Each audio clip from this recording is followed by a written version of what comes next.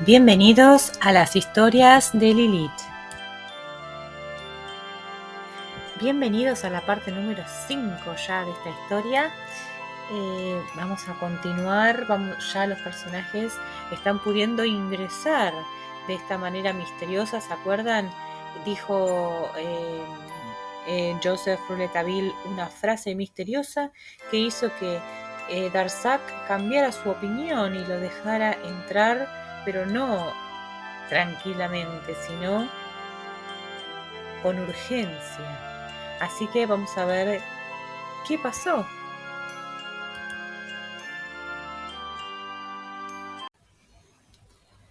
Llegamos al castillo. El viejo torreón comunicaba con la parte del edificio enteramente rehecho en la época de Luis XIV, mediante otro cuerpo de construcción moderna, estilo Viollet-le-Duc, en el que se hallaba la puerta principal. He de decir que yo nunca había visto nada tan original, ni quizá tan feo, ni sobre todo tan extraño arquitectónicamente, como este atrevido conjunto de estilos dispares. Era monstruoso y atrayente. Al aproximarnos, advertimos 2 gendarmes que se paseaban delante de una puertecilla que abría la planta baja del torreón.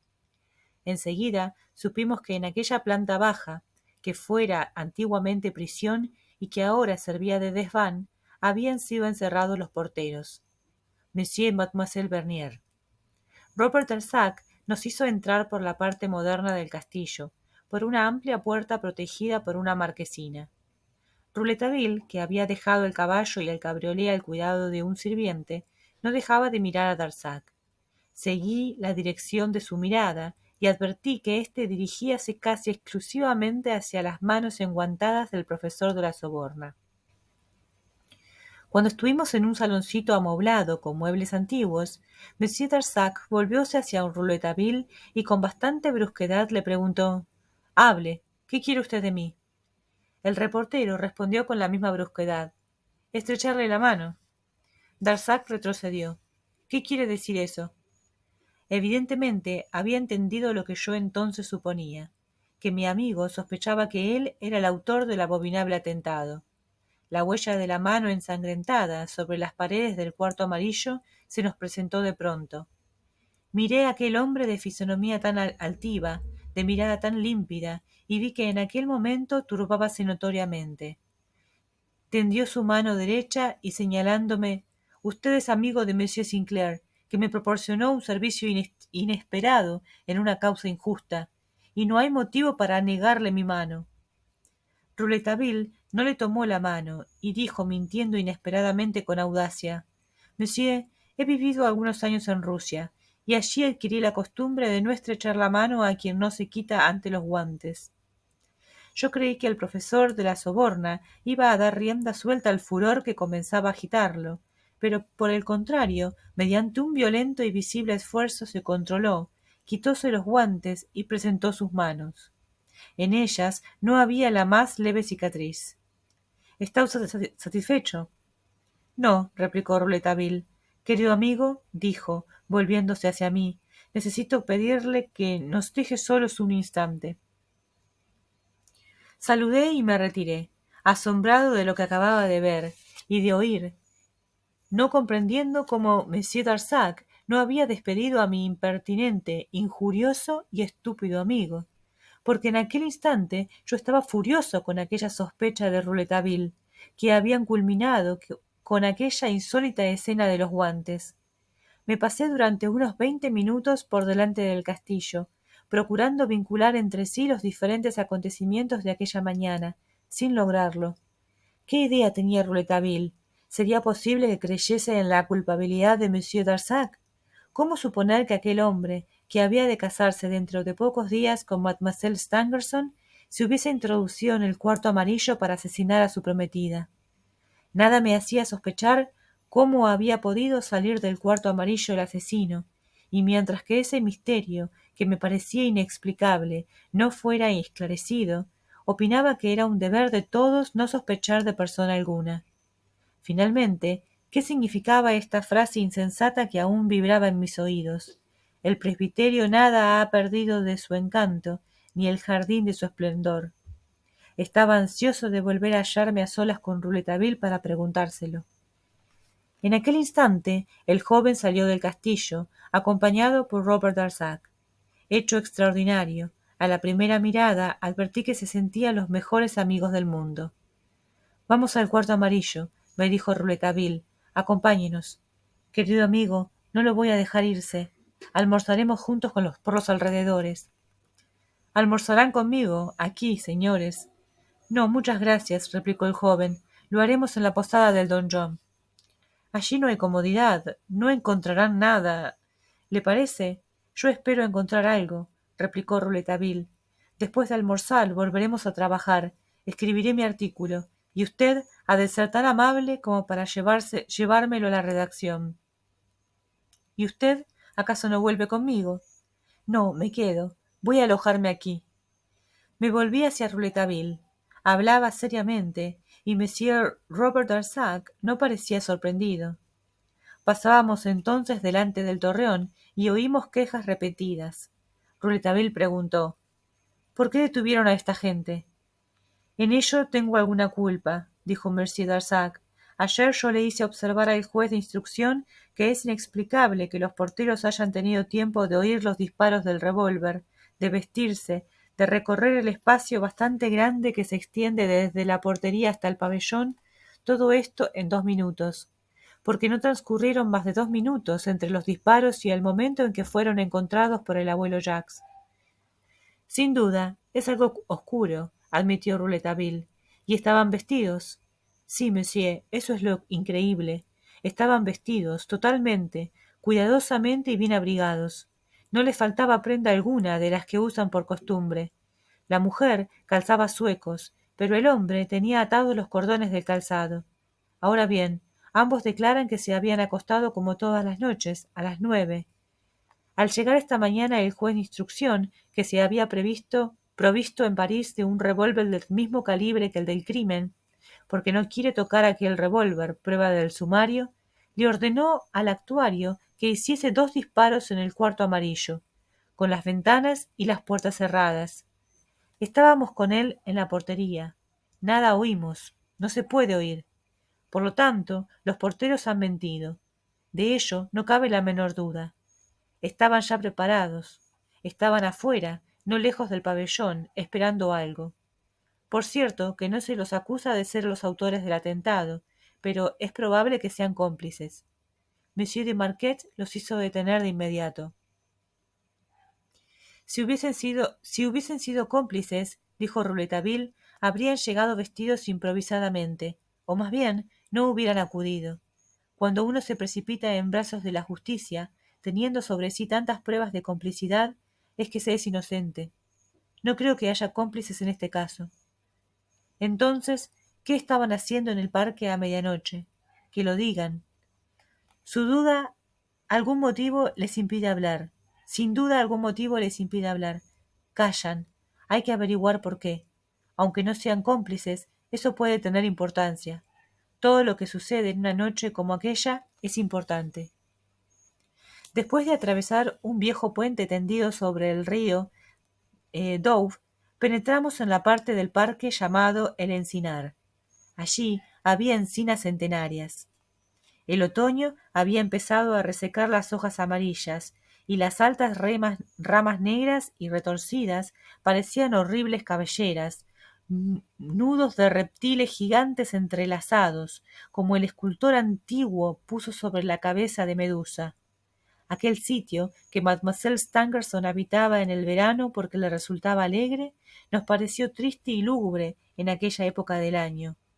El suelo estaba ennegrecido, fangoso por las últimas lluvias y las hojas podridas. Los troncos de los árboles también estaban negros, y el mismo cielo, encima de nuestras cabezas, estaba de luto, cargado de...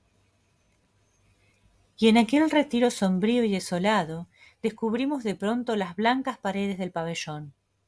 Curiosa construcción, sin una sola ventana visible desde el lugar en que la divisábamos.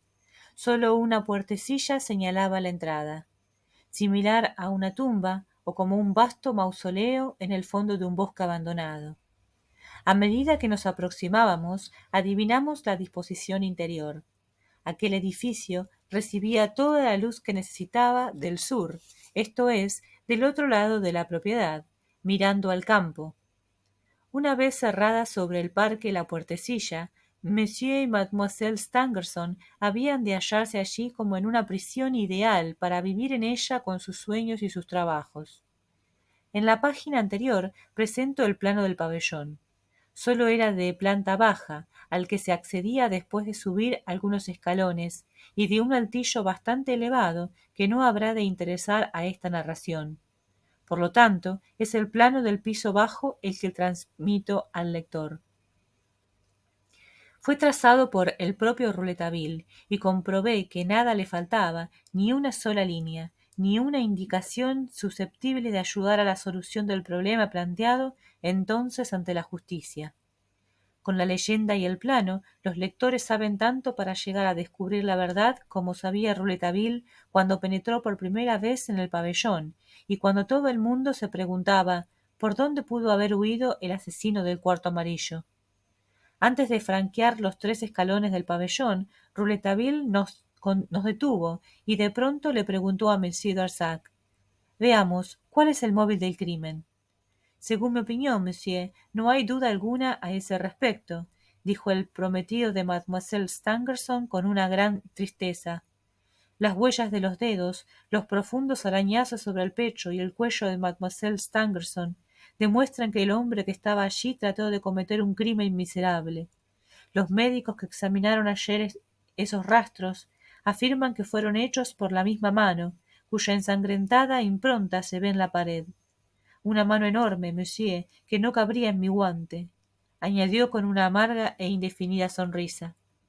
Esa mano roja, interrumpí, no podría ser la huella de los dedos ensangrentados de Mademoiselle Stangerson, que en el momento de caer habría encontrado la pared, dejando en ella, al resbalar, una imagen ensanchada de la mano llena de sangre. Las manos de Mademoiselle Stangerson no tenían ni una gota de sangre cuando fue auxiliada, respondió Monsieur Darzac. Se tiene ahora la seguridad, dije, de que Mademoiselle Stangerson fue quien estaba armada con el revólver del abuelo Jacques, puesto que hirió en la mano al asesino. ¿Tenía entonces alguna cosa o a alguien? Es probable. ¿Usted no sospecha de nadie? No, respondió Monsieur Darzac mirando a Rouletabille. Entonces el muchacho me dijo: «Ha de saber, querido amigo, que la encuesta está un poco más adelantada que lo que nos confió el remilgado Monsieur de Marquet. No solo está demostrado que el revólver fue el arma de que se sirvió Mademoiselle Stangerson para defenderse, sino que se conoció enseguida el arma utilizada para herir a Mademoiselle Stangerson. Es, según me dijo Monsieur Darzac, un hueso de carnero. ¿Por qué rodea Monsieur de Marquet de tanto misterio a este hueso de carnero? ¿Con el fin de facilitar la investigación? Sin duda. Quizás imagina que ha de encontrar a su propietario entre aquellos conocidos de los bajos fondos de París, que se sirven de ese instrumento, el más terrible que la naturaleza nos proporciona para cometer sus fechorías. Y además, ¿quién puede saber nunca las cosas que pasan por la cabeza de un juez de instrucción?», agregó Rouletabille con despreciativa ironía. «¿Encontraron un hueso de carnero en el cuarto amarillo?», pregunté. «Sí, monsieur», respondió Robert Darzac, en el suelo, junto a la cama. «Pero le ruego, no diga una palabra. Monsieur de Marquet pidió que el hallazgo se mantuviera en secreto». Hice un gesto de protesta. «Es un enorme hueso de carnero cuya cabeza, o mejor dicho, cuya articulación estaba todavía roja de sangre de la terrible herida que había causado Mademoiselle Stangerson. Es un viejo hueso de carnero que ya ha debido servir para cometer otros crímenes, según su apariencia. Así piensa Monsieur de Marquet, que lo hizo llevar a París para ser examinado en el laboratorio municipal. Opina, en efecto, que en ese hueso se observa no solo la sangre fresca de la última víctima, sino también huellas rojizas, vestigios de manchas de sangre seca, testimonio de crímenes anteriores. Un hueso de carnero en las manos de un asesino hábil es un arma espantosa», dijo Rouletabille, «un arma más útil y segura que un pesado martillo». «El miserable ya lo ha probado», dijo dolorosamente Monsieur Robert Darzac. El hueso de carnero golpeó terriblemente en la sien de Mademoiselle Stangerson. La articulación del hueso de carnero se adapta perfectamente a la herida. Según opino, la herida hubiese sido mortal si el asesino no hubiera sido detenido a medias en el golpe que asestaba por el disparo de Mademoiselle Stangerson. Herido en la mano, soltó el hueso de carnero y huyó. Desgraciadamente, el golpe de hueso de carnero ya había sido lanzado y llegó a herir, y Mademoiselle Stangerson estuvo a punto de ser muerta, después del atentado en que se la quiso estrangular. Si Mademoiselle Stangerson hubiera conseguido herir al hombre con el primer disparo, se habría librado seguramente del hueso de carnero. Pero recurrió al revólver demasiado tarde. El primer disparo, durante la lucha, se desvió, yendo la bala a incrustarse en el techo. Fue el segundo tiro el que dio en el blanco. Habiendo dicho esto, Monsieur Darzac golpeó a la puerta del pabellón. He de confesar mi impaciencia por penetrar en el lugar mismo del crimen.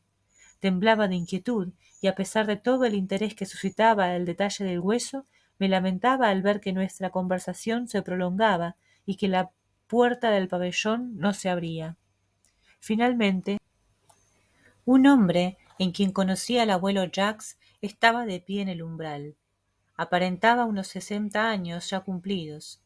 Una larga barba blanca, cabellos también blancos sobre los cuales llevaba una boina, un traje raído de terciopelo marrón, zuecos, aire regañón, una cara hosca que sin embargo sonrió tan pronto como advirtió a Monsieur Darzac.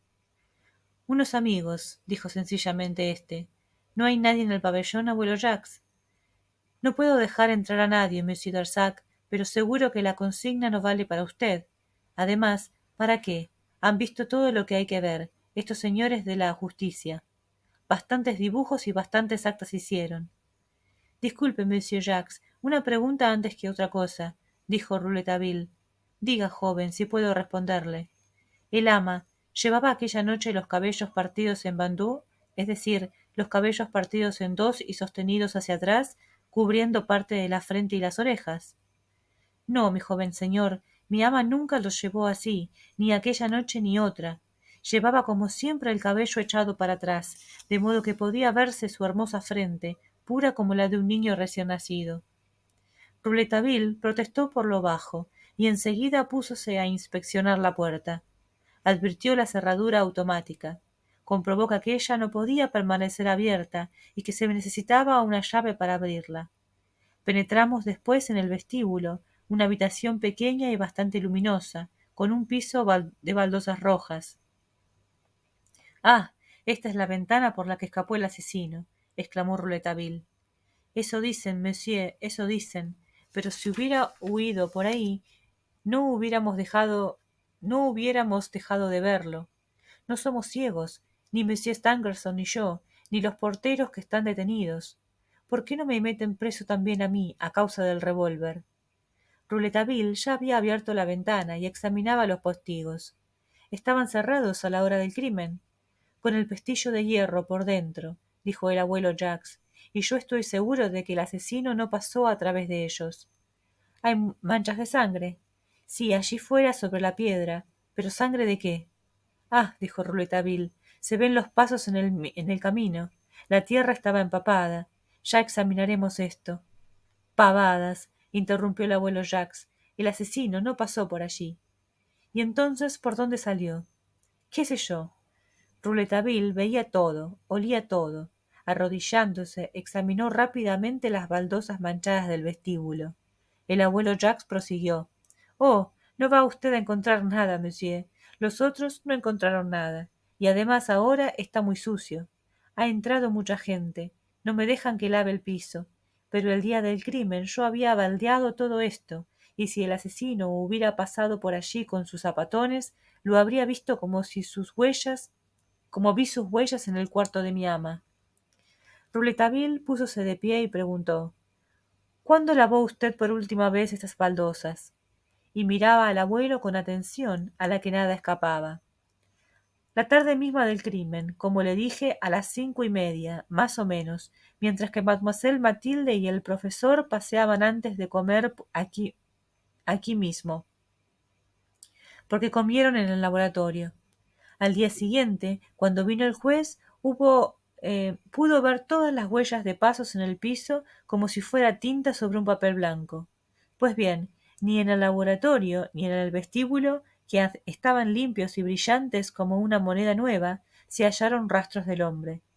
Puesto que se los encuentra frente a la ventana, afuera, para salir por allí hubiera sido necesario que agujereara el techo del cuarto amarillo, dejándose caer por la ventana del vestíbulo, después de encontrar el altillo. Pero no hay agujero en el techo del cuarto amarillo, ni tampoco en mi altillo, de modo que no se sabe nada, nada de nada, y tampoco se sabrá. Es un misterio del demonio. Rouletabille púsose de pronto de rodillas, casi frente a la puerta de un pequeño laboratorio que abría hacia el fondo del vestíbulo. Permaneció por lo menos un minuto en aquella posición. ¿Y? Pregunté cuando se incorporó. Oh, nada importante, una gota de sangre. El joven volvióse hacia el abuelo Jacques. Cuando lavó el laboratorio y el vestíbulo, la ventana del vestíbulo estaba cerrada, estaba abierta. Acababa de abrirla, porque al prender carbón de leña para el profesor en el hornillo del laboratorio se produjo mucho humo. Claro, utilicé papel de diario para avivar el fuego. Abrí entonces las ventanas del laboratorio y la del vestíbulo para dejar pasar la corriente de aire. Luego cerré las del laboratorio, dejando abierta la del vestíbulo, y salí a buscar un lavador al castillo. Cuando regresé, como ya dije, alrededor de las 5:30, me puse a lavar las baldosas. Después de un buen trabajo, volví a marcharme, dejando siempre abierta la ventana del vestíbulo.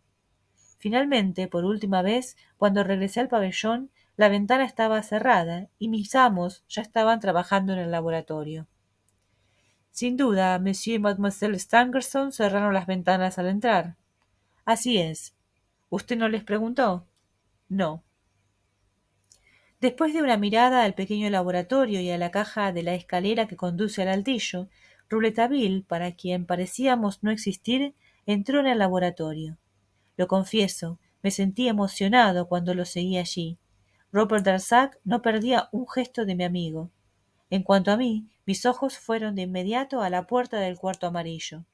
Estaba cerrada, o más bien entornada sobre el laboratorio, porque enseguida advertí que estaba forzada, sacada de su lugar.